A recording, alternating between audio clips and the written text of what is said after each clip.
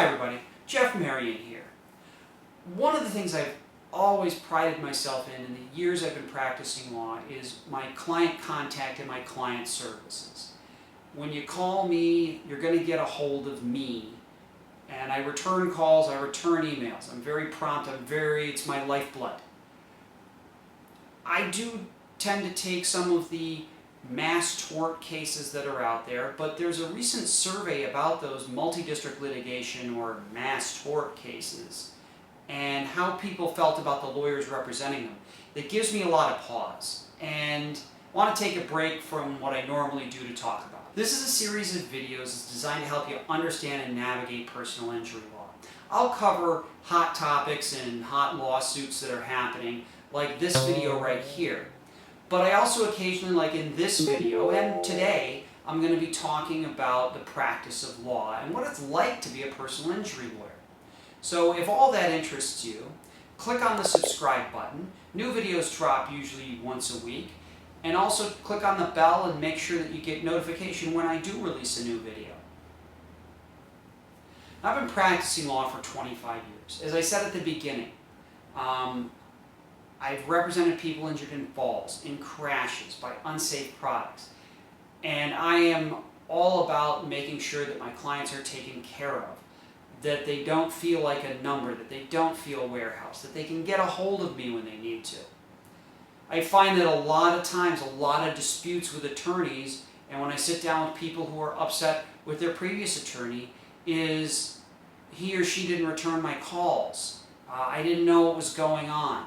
And that's something that I pride myself in, so I'm putting this video out because it's something that I feel quite strongly about. So, two law professors just recently did a survey, and the subjects of that survey were women who had filed claims in multi-district litigation involving hernia mesh and breast implant litigation and some other IUD litigation. They wanted to ask them about how they felt about their attorneys. Were they satisfied with the procedure? Were they satisfied with their representation?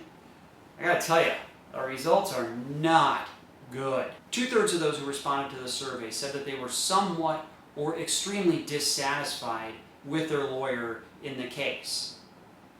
75% of those surveyed said that for the most part they really didn't have any idea what was going on during the course of the litigation.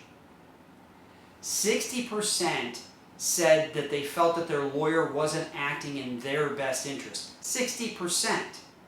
And about the same number said that the lawyer fees in the case were completely unreasonable. Oh, it gets worse for plaintiffs' attorneys. 80% of those surveyed were upset with how long the process took and felt that the settlement process itself was completely unfair. I'd like to ask you a question. So we hear the horror stories, we've heard all the jokes. What is it that makes a good lawyer? Have you had a good experience? Share that in the comments section below, or tell us what it is that you think a good lawyer should do and how that lawyer should represent you. So exactly 1.8% of those surveyed were satisfied with the process. Ouch. So what's the problem here? Why is it so bad? Well, the professors took the time to actually look into it. And one of the things that they point to is the multi-district litigation system itself. For example, when you've got a case like the hernia mesh or the breast implant cases, instead of having thousands, tens of thousands, or in some cases hundreds of thousands of individual suits throughout the country, that's all generally consolidated into one court. One federal district will handle all of the cases. They'll all be transferred there. Doesn't matter if your attorney doesn't practice in that particular jurisdiction, they'll usually be admitted. But the idea is, okay, well, we can streamline the whole thing because these plaintiffs generally, they're all complaining about the same injury. It's the same defenses in every case. Let's all throw it together. But when you throw this entire mass together, it then creates a problem in terms of the plaintiff's attorneys. The plaintiff's attorneys, generally speaking, are going to be picking up large volumes. This is going to be kind of a Costco of litigation, where in order to sort of drive the train of the litigation, you generally have to have a large volume of cases. So these larger plaintiff personal injury firms are generally hoovering up thousands of these cases throughout the country. And then the MDL process, when you get down to it, is a lot of meetings back and forth with plaintiffs and defense executive councils and steering committees. The plaintiffs themselves don't really have a stake in the litigation. There may come a point in a personal injury, such as a car crash case, where your client is going to get deposed, is going to sit and the defense attorney is going to ask questions, they're going to have to sign documents about medical records, they're going to meet with you on a regular basis, they're going to come to court at some point, so they'll feel a part of the process. The way that the multi-district litigation, it seems to generally cut the plaintiffs out of the process, and they don't feel like there's any involvement. Okay, so let's sum up real quick. So we have all of these clients, virtually all of these clients, who are at some level dissatisfied with the services that they receive. But it's unfortunately the nature of the beast. You have these thousands of cases that are all consolidated into one court, one federal court in one part of the country. These attorneys are having to put up a lot of money, and it's a lot of the same players over and over again who are driving the train, who are on these executive committees. And the plaintiffs don't feel like they've got any real say in the process. And they can't get a hold of their lawyer. Some of them say they didn't even know who their lawyer was. So the nature of the beast itself, this is not to lay this at the feet of plaintiffs' lawyers. This is just the setup. The MDL sounds great. It's like a lot of things at the sort of ivory tower federal court level of litigation. Sounds great in the ideal. We take all these cases. Instead of these plaintiffs and defendants having to chase around all over the country and do all these trials and do them individually, let's all put them into one great big steaming pile, and that just streamlines everything, and we can get through this and we can just clean everything up and done. Well, what's the solution? The professors get into that a little bit, but it really comes down to one word: access.